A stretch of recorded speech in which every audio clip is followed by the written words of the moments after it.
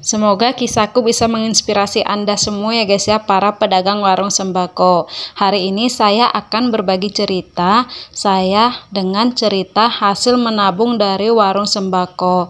Jadi guys, cara saya dari menabung hasil dari penjualan warung sembako itu, saya benar-benar memisahkan uang warung sembako dengan uang pribadi.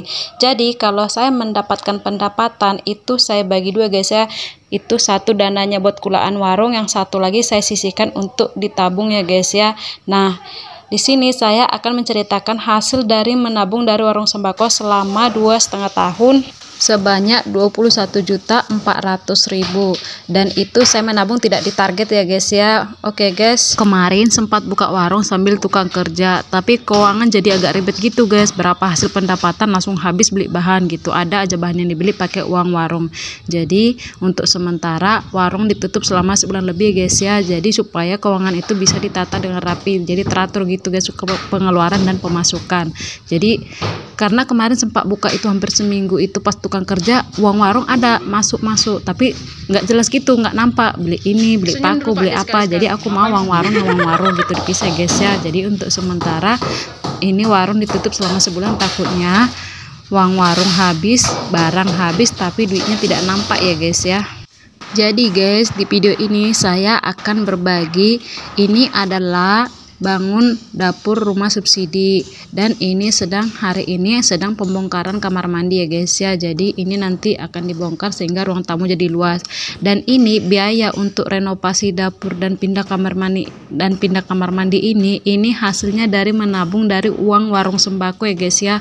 Jadi saya itu sudah menabung kurang lebih selama 2,5 tahun atau sama dengan 30 bulan ya guys ya.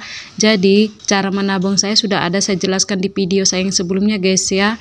Intinya dalam sebulan itu kurang lebih saya itu menabung itu antara dari 500.000, 600, 700 tergantung berapa pendapatan ya guys ya. Jadi saya dalam menabung itu tidak pernah saya target berapa yang dapat, itu saya tabung ya guys ya. Karena kadang yang namanya warung sembako itu kan kadang lagi rame, lagi sepi, jadi harus pintar-pintar kita menyisihkan untuk menabung ya guys. Udahlah turun, kira sakit kepalaku.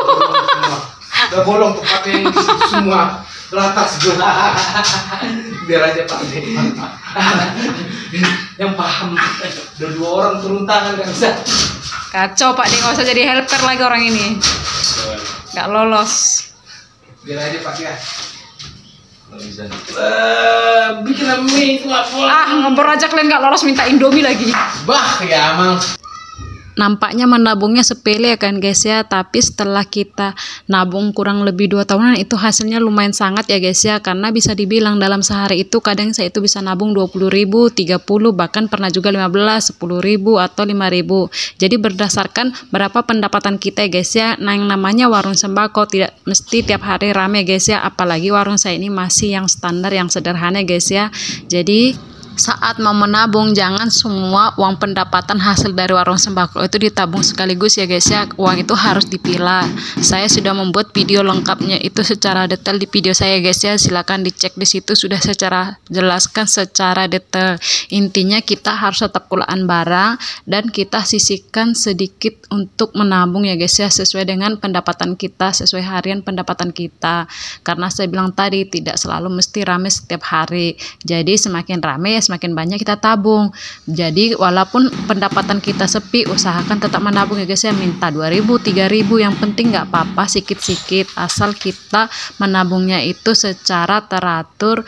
Dan ingat, dalam menabung nggak usah harus ditarget ya guys ya, biar keuangan itu tidak susah diatur. Jadi dalam mengatur keuangan warung itu menjadi lebih mudah ya guys ya. Karena kalau kita target yang ada, kita akan pusing dalam mengatur keuangan warung sembako kita. Bayangkan guys, dengan warung sederhana seperti yang saya punya, dalam waktu 2,5 tahun atau 30 bulan kita sudah bisa menabung 21.400.000-an ya guys ya. Itu yang saya barusan hitung-hitung hasil tabungan dari warung sembako saya guys ya. Lumayan banget ya kan guys ya.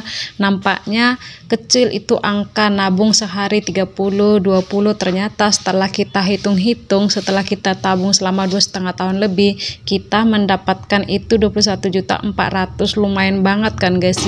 Kunci utama dalam menabung uang warung sembako adalah kita itu harus memisahkan uang warung dengan uang pribadi kita. Jadi supaya kita bisa menabung hampir tiap hari, kita itu usahakan salah satu dari pasangan kita itu memiliki pekerjaan juga ya guys ya.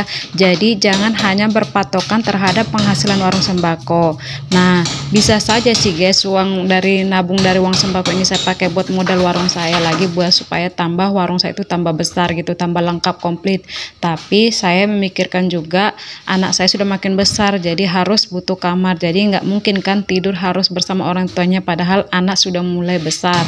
Nah, kebetulan kemarin rumah subsidi saya itu 2 kamar dan belum ada dapurnya guys ya, jadi saya itu memasak di kamar sebelah, jadi hanya 1 kamar kami pakai untuk berempat ya guys ya. Nah, saya lebih memilih untuk membangun dapur dulu ya guys ya, nanti ada rezeki nabung lagi baru kita memikirkan untuk mengembangkan usaha warung supaya bisa semakin lebih maju lagi.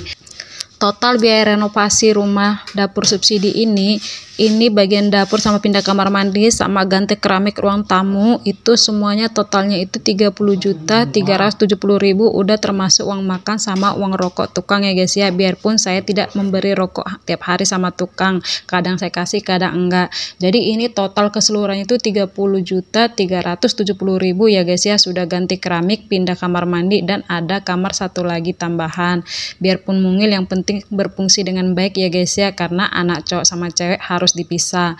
Nah, tadi kan di awal saya bilang kalau duit saya hasil nabung dari 2,5 tahun itu dapatnya itu 21.400.000. Nah, sisanya itu suami saya juga ikut menabung guys. Jadi suami saya itu cara menabungnya adalah dengan cara ikut arisan bersama tetangga saya, dan nominal per bulannya itu suami saya ikut yang 300.000 ya guys ya. Biarpun cuma suami saya di situ yang laki-laki, dia pede guys menabung guys. Karena kalau kita ikut arisan mau tidak mau kita punya tanggung jawab setiap bulan harus bayar arisan ya kan guys ya. Nah, seperti itu guys. Nah, caranya supaya uang arisan tidak habis itu kita memilih nomor terakhir ya guys ya. Jadi intinya sama aja kita itu dengan menabung. Nah, seperti itu guys ya. Jadi suami istri pun bisa menabung. Kebetulan kan suami saya kerja harian.